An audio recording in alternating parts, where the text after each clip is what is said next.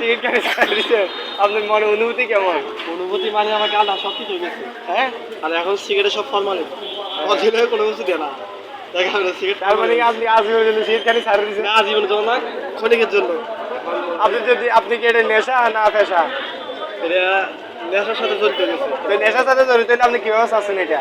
এখন ক্ষণিকের জন্য সাথে দিছে। কেন ছাড়বেন? আপনি ক্ষণিকের জন্য চারটে বাজে পুরো এটা ছাড়তে পারেন।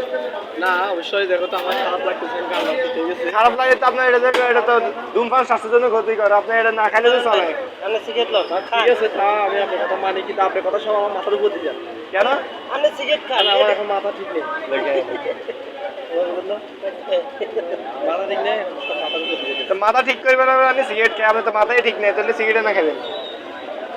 সব ফরমালিন। সিগারেট ফার্মেতে আর খাইয়েন না, আমি আজীবনের জন্য ছেড়ে দিছি। কদিন পর আপনি বেড়ে এইটার জন্য এখন মাঝখান দিয়ে কোনো তাহলে আপনার অনুমতিটা বুঝেই বলেন।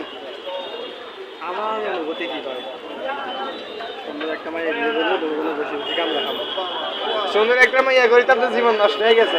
এখন দুজনে বসে কাম দেখাবো। গাঁজা খাইবেন না, সিগারেট খাইবেন না। আচ্ছা, এটার দর্শকের মতামত কি কমেন্ট বক্সে জানাবো। এই যুগে